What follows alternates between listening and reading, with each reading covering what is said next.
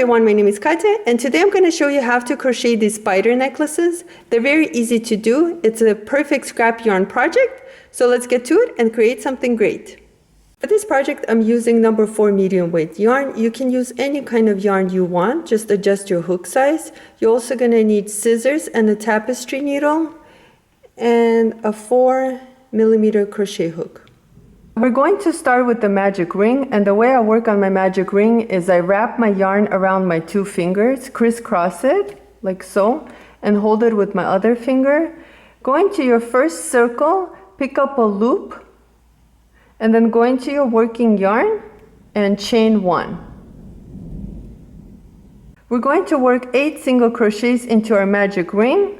So let's go ahead and do that. So here's 1,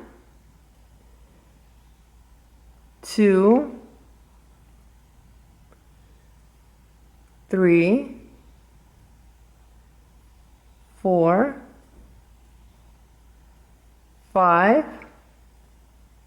6, 7, and 8. Let's go ahead and pull on this tail, tighten our center, and this is how round 1 looks like. Now, if you don't want to work on your magic ring, or if you're having a hard time, go ahead and chain 2 and work your 8 single crochets into your first chain. For round 2, you're going to need some sort of a stitch marker. I'm using a piece of yarn. I'm going to put my stitch marker right in front of my first single crochet. And for round 2, we're just going to work 2 single crochets into each stitch around. So let's go ahead and do that. So here's my first single crochet, and my second single crochet worked into the same stitch. And I'm going to repeat. I'm going to work 2 single crochets into each stitch around.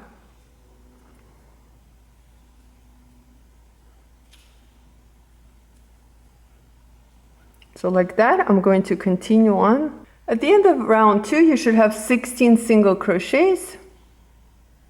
For round 3, all we're doing is we're just going to work 1 single crochet into each stitch around, like so. I'm going to continue working on my single crochets. For round 4, we're going to decrease. The way I work on my decrease is I go into my single crochet and I pick up a loop, front loop only. And then I go into my following single crochet and pick up the front loop only of that single crochet. Yarning over, I pull through both of them, and then yarn over and single crochet, like that.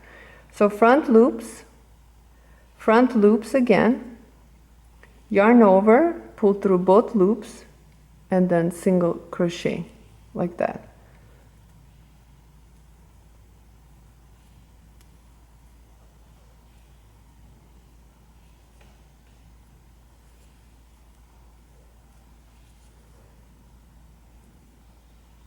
So I'm just working on my decreases, and at the end of this round you should have 8 single crochets left, and this is how it looks like. So now let's remove our stitch marker and go into that following stitch, and let's slip stitch and leave a long tail for sewing. So let's go ahead and tighten our center like so, just pulling on my tail, and I'm just going to leave it inside.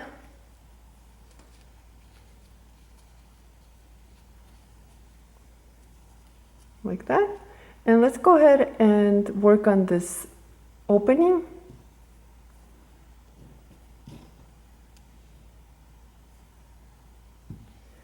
All I'm going to do here is weave back and forth to close up the gap. So I'm inserting my needle into my first stitch and then coming out using my next stitch like so, and then back again, just going around and picking up each stitch around until I come to the end, like so. I have a couple of them left. And all I'm going to do next is just pull gently to close up the gap, like so. And then the last step is I'm just going to go ahead and weave back and forth a couple of times just to close up that center more and keep it secure so it doesn't open up on me, like so. And I'm just going to go ahead and repeat one more time. And coming back opposite direction, like that. Go ahead and cut your tail. This is how it looks like so. Next, let's work on our head. We're going to slip knot, and we're going to chain 8. So here's 1, 2, 3, 4, 5, 6, 7, and 8. I'm going to leave my chain 8 on my hook and going into the space between our third and fourth round. So here's our first round, second, and third. So I'm going to go into the space between the third and fourth round and insert my hook. With my working yarn from my chain that I worked on, I'm going to go ahead and yarn over, pull through, and pull through one more time where my chain's finished, like that. Let's chain 1, and into our next space, which is right over here, right next to where we added our chains, right over here. What we're going to do is we're going to work on the puff stitch, and the way I work on my puff stitch is I yarn over, go into that stitch, yarn over one more time, and pull through, and come up as much as you can.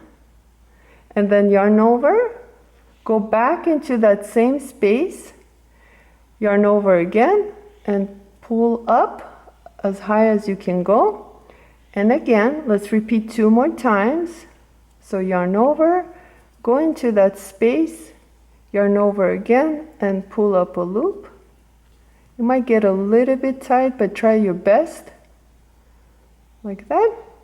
And then one more time, yarn over, go back into that space, and yarn over again, and pull up as high as you can.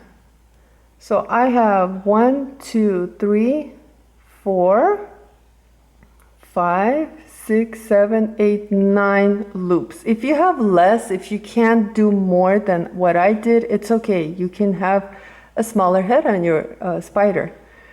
Now let's yarn over and pull through all of our loops and chain 1. Now to finish, what we're going to do is we're going to find a stitch right next to where we added all these loops, right over here, and we're just going to slip stitch into that stitch, like so. And now we're going to chain 8. So 1, 2, 3, 4, 5, 6, 7, 8. And let's cut our yarn.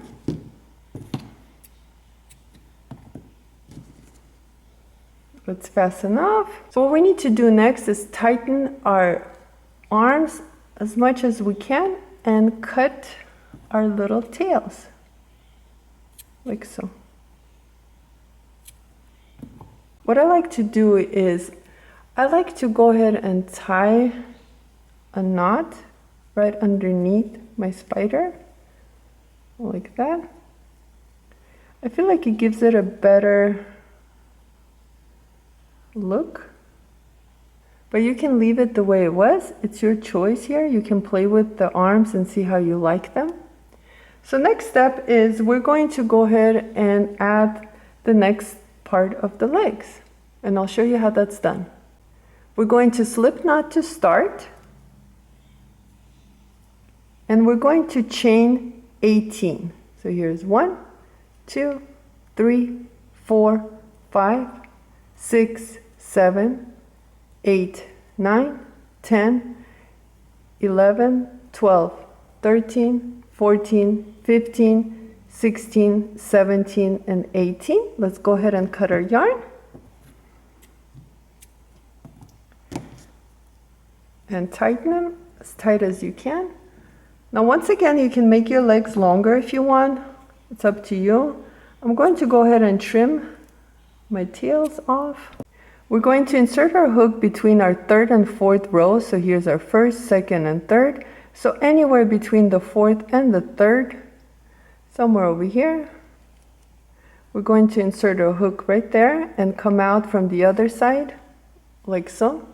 Holding our chain, we're going to go ahead and insert our chain into our work, like so, and pull it out from the other end.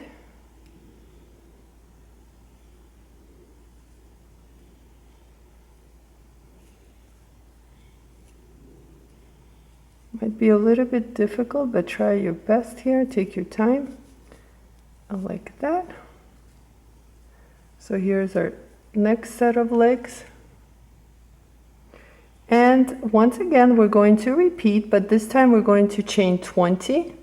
And same way, going back to our spider, anywhere in the back, we're going to insert our hook and come out from the opposite end. And pull our chains through, like so.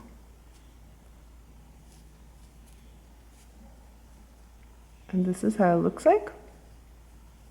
Now you can leave your spider like this and use it as decoration, or you can even make it into a brooch. It's up to you. But I'm going to continue and show you how I make my spider into a necklace. To work on the necklace part, what we're going to do is we're going to start with a slip knot and a chain of 20. Don't cut your yarn yet. What we're going to do is we're going to go ahead and insert our chain same exact way as we did for these legs. So once again, go underneath your spider and pick up any of the stitches from between the third and fourth row on one end and come out from a different end, like so. And then go ahead and insert your chain back into the body, like that. Pull it out. Be careful, don't lose your stitches, like so. And now all we're going to do is we're just going to continue chaining. And we're going to make our chain as long as we want it to be, as long as it fits around our head. So we can easily take it out and put it back on. So I'm going to continue chaining and I'll let you know how many chains I did. For my spider necklace, I worked 98 chain, and what I'm going to do is fasten off, like so. Lastly, without twisting your chain, what we're going to do is we're just going to knot these two ends together, like so.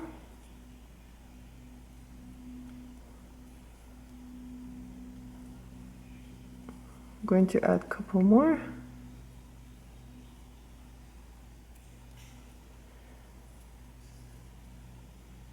And let's cut the tails off.